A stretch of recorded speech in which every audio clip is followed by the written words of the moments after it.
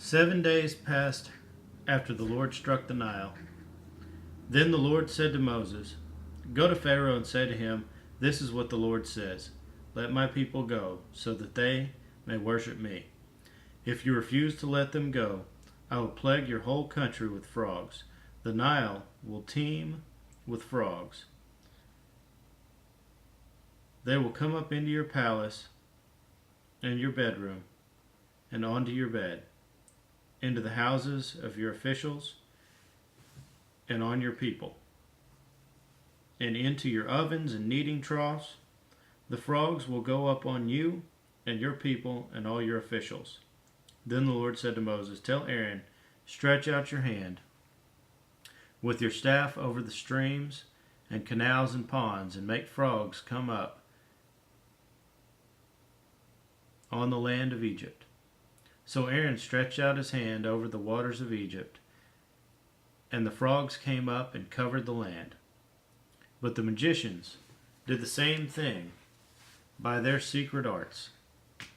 They also made frogs come up on the land of Egypt. Pharaoh summoned Moses and Aaron and said, "Pray to the Lord to take the frogs away from me and my people, and I will let your people go to offer sacrifices to the Lord."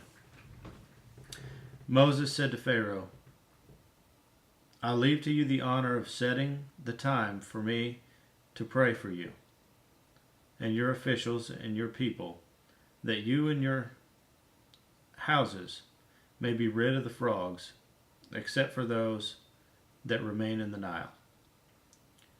"Tomorrow," Pharaoh said. Moses replied, "It will be as you say, so that you may know there is no one like the Lord our God. The frogs will leave you and your house and your houses, your officials and your people. They will remain only in the Nile."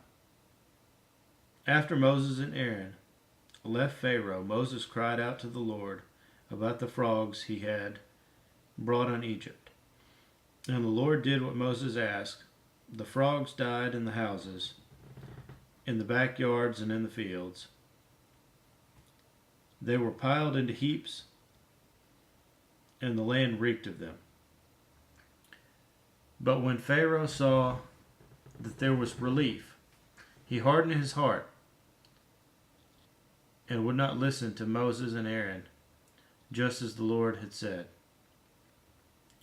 Then the Lord said to Moses, "Tell Aaron, stretch out your staff and strike the dust of the ground, and throughout the land of Egypt the dust will become gnats." They did this, and when Aaron stretched out his hand with the staff and struck the dust of the ground, gnats came upon men and animals. All the dust throughout the land of Egypt became gnats.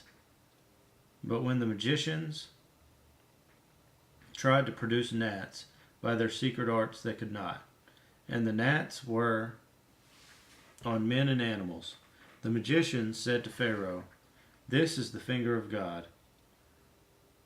But Pharaoh's heart was hard, and he would not listen, just as the Lord had said. Then the Lord said to Moses, "Get up early in the morning and confront Pharaoh as he goes to the water, and say to him, 'This is what the Lord says: Let my people go so that they may worship me. If you do not let my people go, I will send swarms of flies on you and your officials, on your people, and into your houses. The houses of the Egyptians will be full of flies, and even the ground where you are. But on that day I will deal differently with the land of Goshen, where my people live. No swarms of flies will be there, so that you will know that I, the Lord, am in this land. I will make a distinction between my people and your people. This miraculous sign will occur tomorrow." And the Lord did this. Dense swarms of flies poured into Egypt Egypt's palace, into Pharaoh's palace, and into the houses of his officials, and throughout Egypt, the land was ruined by the flies. Then Pharaoh summoned Moses and Aaron and said, "Go, sacrifice to your God here in the land." But Moses said, "That would not be right. The sacrifices we offer to the Lord our God would be detestable in the land of Egypt. And if we offer sacrifices that are detestable in their eyes,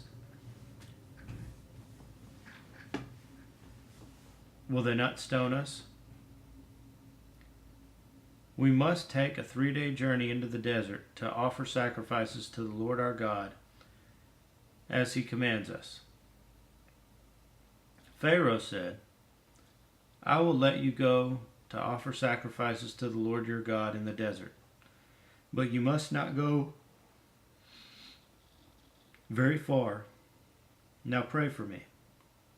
Moses answered, "As soon as I leave you, I will pray to the Lord, and tomorrow the flies will leave Pharaoh and his officials and his people. Only be sure that Pharaoh does not act deceitfully again by not letting the people go to offer sacrifices to the Lord." Then Moses left Pharaoh and prayed to the Lord, and the Lord did what Moses asked. The flies left Pharaoh and his officials and his people. Not a fly remained. But this time, also Pharaoh hardened his heart and would not let the people go.